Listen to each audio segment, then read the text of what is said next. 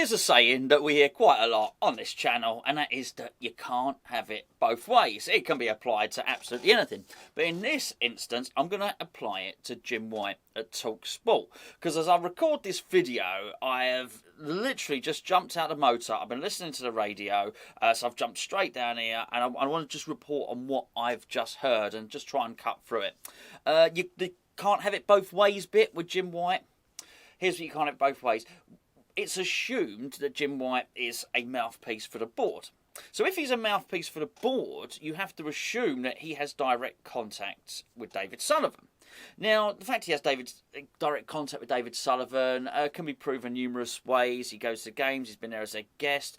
A lot of the times when things have got a little bit sticky for David Sullivan, he'll often phone up Jim White on the TalkSport show and give his opinion. Clearly, there's a direct line there. Clearly, there's an exchange of information which suits both parties. It suits Jim White because he's a journalist and he wants stories.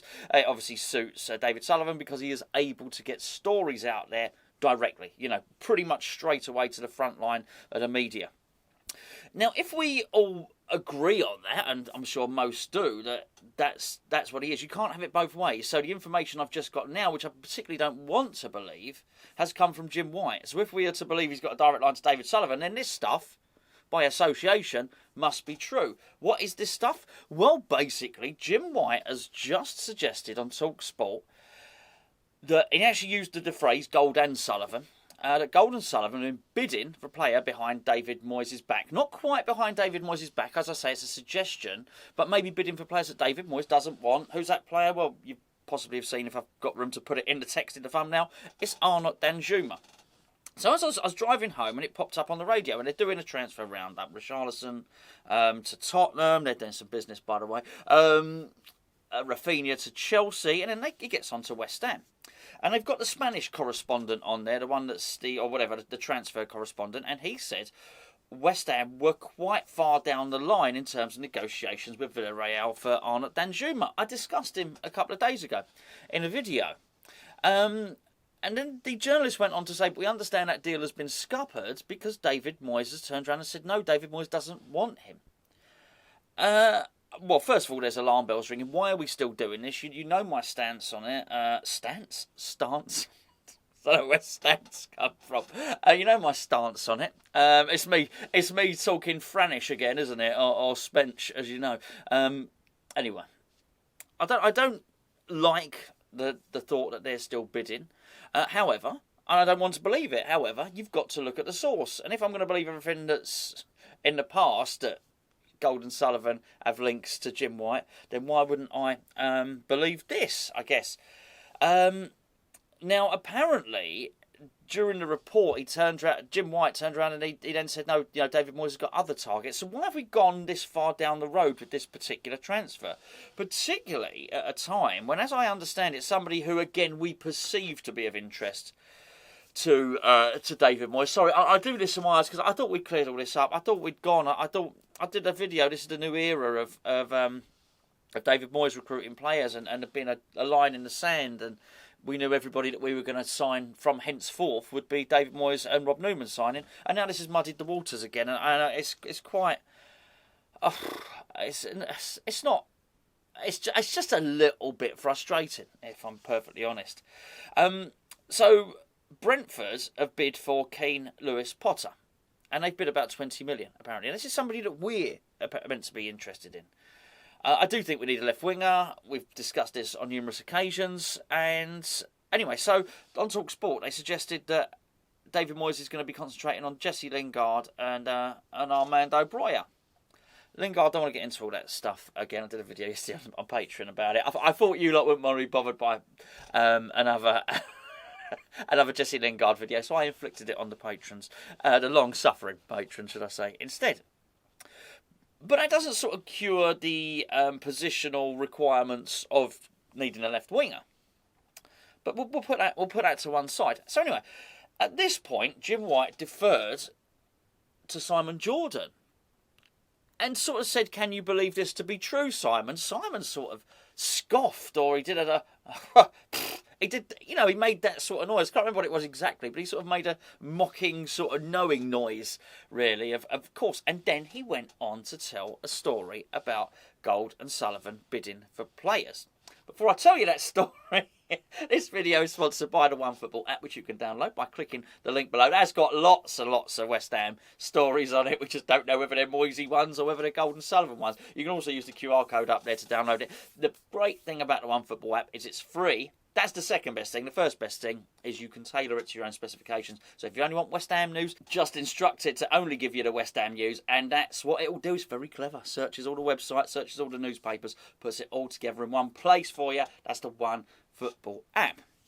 So anyway, Jim White defers to Simon Jordan. Simon Jordan makes the mocking noise, which I alluded to a second ago, and he said, well, I know they do this. He said, sometimes I just think they make up this stuff. They make up bids that they never actually intended. He said there was one point where they spoke publicly about a bid that they'd made. This is when they were at Birmingham and Simon Jordan was chairman at Crystal Palace. He said they spoke publicly about a bid that apparently they'd made for Andy Johnson. He said, but they never made a bid. They never bid for Andy Johnson. So, I mean, that's directly somebody on TalkSport calling them a liar. I mean, he's just calling them out for it. And he turned around and he said, I just think that's what they do. They make a load of bids. They've got no intention of making good of them. And he used the Calvin Phillips bid as an example. He didn't actually say Calvin Phillips' bid was a false bid, but by association, I'm assuming that to be the case, because the thing he said immediately before that was the example of a false bid for Andy Johnson.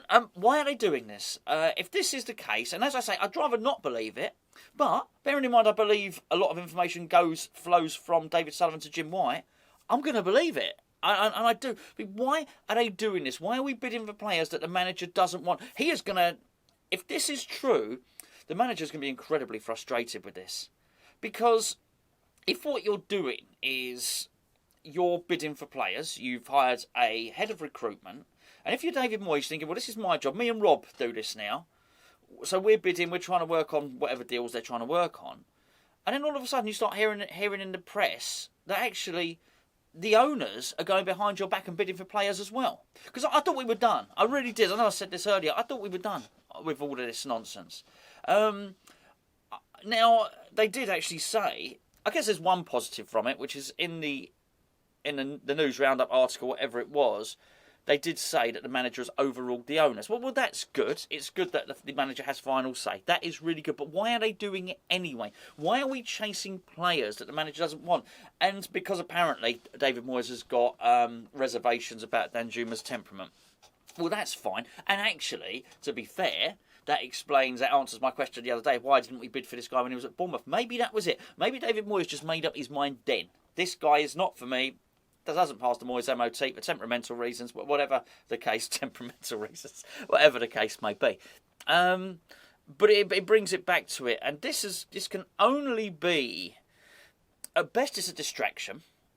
There's at worst, it's an undermining of the manager. I guess at worst, it's lessons that haven't been learnt. It's trying to push a player on a manager who doesn't want them. We know this. If that manager, I'm talking about David Moyes here, has got to love the players, otherwise he don't play them. You've seen it. Use your own example. Use whatever example of player that David Moyes doesn't use and put them in there. If he doesn't really fancy them, he won't use them. So I don't really understand what the owners think is the value of that. And then I want to bring into it about Kretinsky. Now, what would Kretinsky think about this? Now, bearing in mind, I don't think Kretinsky, as I've mentioned numerous times, I think it's an investment for Kretinsky. I don't think Kretinsky's going to be a long-term 100% shareholder, owner sort of thing. I really don't. However, he still does own 27% or whatever. He's still paid hundreds of millions for a chunk of West Ham. I mean, if that was me and I bought into the business, I'd be looking to sort of streamline the business and do things a little bit better. And I'd be looking at that and looking for, I guess, indications of malpractice or things that are just done shoddily. I think I'd be looking at that thinking, what are you doing? What are you doing? I think if I went in there and I was a sort of more or less a joint shareholder, there's no overall, no one's got the 51% anymore, have they? So everything has to be done by council, as I mentioned before. But I think I'd be going in there and saying, why are you doing this? Why are you undermining the management structure? What is going on here? because these are big decisions that cost hundreds of millions, well, sorry, tens of millions of pounds. In this case, the Danjuma, apparently the deal had been reached. 33 million. 33 million. How have the owners got to a situation where they've agreed a fee with a club when they would have known a very brief conversation with David Moyes would have told them, I ain't interested in this player. You're not only wasting your time, you're wasting our club's precious transfer window time when we should be concentrating on targets that we want, that are of benefit for the team. Targets that David Moyes is going to play, that be part of the squad. This is really frustrating. As I say, look, don't shoot the messenger. You can go whatever the time is. I don't know, something around midday or whatever, something like that. About 10 past 12, quarter past 12, something like that. That's when it was on the radio on the Jim White show. Go and listen to it for yourself. It ain't particularly good. Do you know what? For once, I'd actually like a bit of clarification on this from the club. I'd like them to use their sort of media outlets to let us know. I don't want to see the players playing keepy-uppy again or running around in bibs on the training ground. I think they need to come out and address this and head this off at the pass, really, because I'd like to know what's going on, because I do feel there's enough rumour now, and if the national... It's not even a national one, it's the biggest sports radio station in Europe. If they're reporting it, then actually I feel the club should make a statement. I'd like to hear it, and I'd like to... Because I think it's only fair on David Moyes as well that actually, if this is the case, then it's either clarified or it's outed, and we get told as fans actually we're not going to interfere anymore, because I just think it's absolutely crap.